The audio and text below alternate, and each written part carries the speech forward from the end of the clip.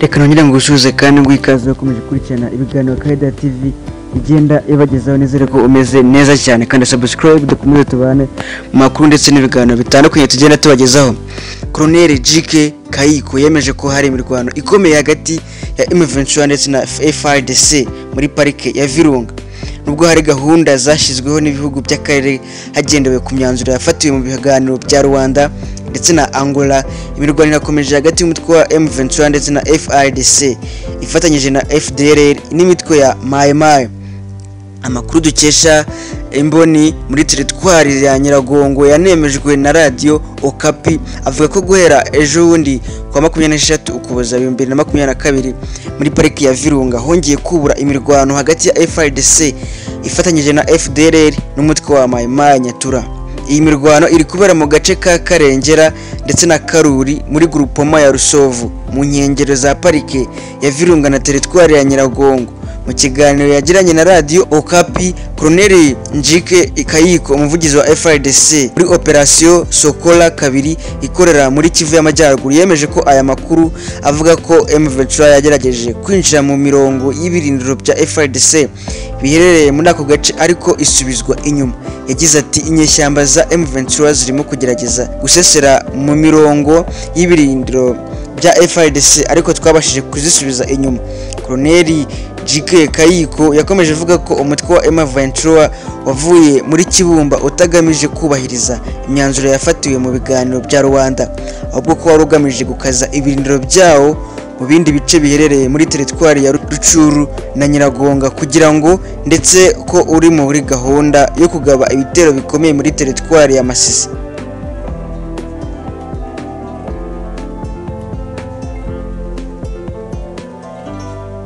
Ni mu gihe kuva umutwe wa M23 wakongera kubura intwaro, benshi mu bakurikiranye imyitwarire n'amagambo ya Perezida Felix Tshisekedi bemeza ko ifite aho ihuriye neza n'imyitwarire y'uwahoze ategeka u Rwanda mu 1990 kuwa mbere Ukwakira 1990 ubwo FPR inkotanyi yatangizaga intambara yo kubohora u Rwanda. Perezida Habyarimana Juvenal yari yihandagaje avugira ku karubanda ko abamuteye atari abanyarwanda ahubwo ko ari abagande, bityo ko bisobanuye ko yatewe n'igihugu cya Uganda.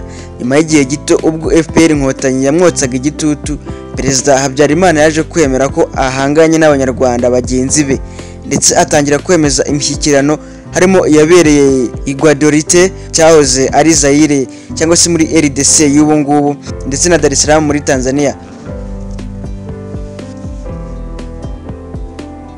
Kuva umutwe wa M23 wakongera kubura intwaro, iyo mvugo yongeye kuvugwa na Perezida Felix Tshisekedi nyuma y'imyaka 32 ishize ivuzwe na Habyarimana Juvenal. Perezida Tshisekedi nawe yahise yihutira gutangaza ko M23 atari abanyekongo ahubwo ko ari abanyarwanda bamuteye nk'uko Habyarimana Juvenal yabigenje ubwo yavugaga ko yatewe n'abagande.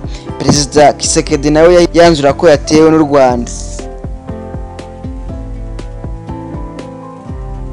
Ubwo FPR inkotanyi yatangizaga intambara, hari impunzi nyinshi zahunze urugomo n'ivangura rishingiye ku moko hagati y'umwaka wa 1959 ndetse n'1965 aho zari zinyanyagiye mu nkambi z'impunzi mu bihugu byo mu karere nka Uganda, Burundi, RDC ndetse na Tanzania, tutibagiwe na Kenya ndetse n'ahandi. Igisubizo cyatangwaga na Perezida Habyarimana kuri ingingo ko hari uko impunzi z'abanyarwanda zagombaga kuguma mu bihugu zahungiyemo zigahabwa ubwene gihugu ngo kuko u Rwanda ari ruto kandi rwamaze kuzura nk'ikirahure cy'amazi, bikaba bitashoboka ko izo mpunzi zirukwirwamo.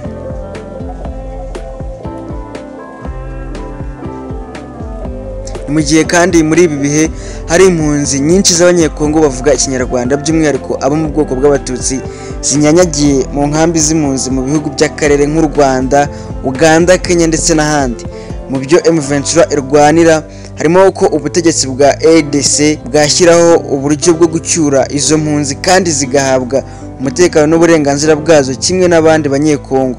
Ariko Perezida Tshisekedi akomeza gutsemba no kunangira avuga ko ari abanyamahanga b'abanyarwanda nk'uko Habyarimana yabigenje ubwo FPR inkotanyi yatangizaga intambara yo kubohora u Rwanda.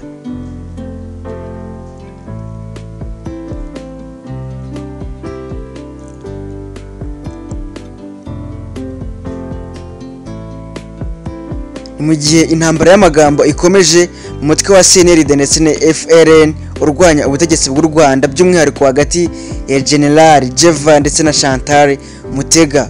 Mu kiganiro aheruka kugirana na radio Ubwiyunge isanzwe inavugira uyu mutwe, General Hakizimana Antoine Jeva yavuze ko ubu ari we mugaba mukuru w'ingabo za CNRD cyangwa se FRN awusimbuyeho Lieutenant General Hamada. Yakomeje avuga ko Lieutenant General Hamada yakuweho icyizere n'akanama k'inararibonye za CNRD kuwa 22 Nzeri 2022 mu nama yabereye Ihewa Bola muri Kivu y'Amajyepfo.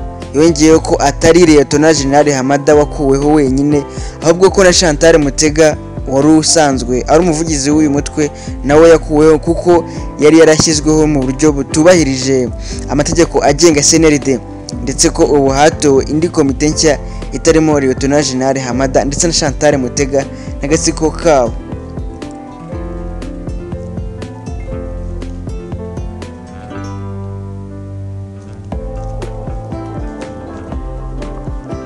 Ejo bundi kuwa 26 Ukuboza 2022 Chantal Mutega yasubije General Jeva ko atangazwa cyane no kubona umujenerali bagakwiye kuba panga iby'intambara ahitamo guhangana n'umusivile kandi umutegarugori kuri za YouTube.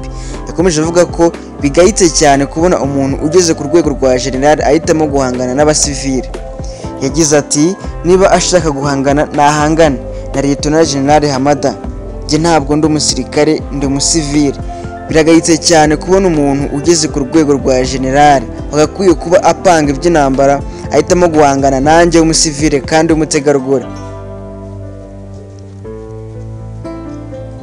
Chantal Mutega yakomeje avuga ko muri CNRD, FRN cyangwa se FRN hari inzego zitandukanye zirimo iza politiki ndetse na gisirikare, nyamara ngo General Jeva aho gupanga iby'urugamba ari nabyo ashinzwe akaba asigaye yirirwa arwana intambara y'amagambo ku mbuga nkoranyambaga.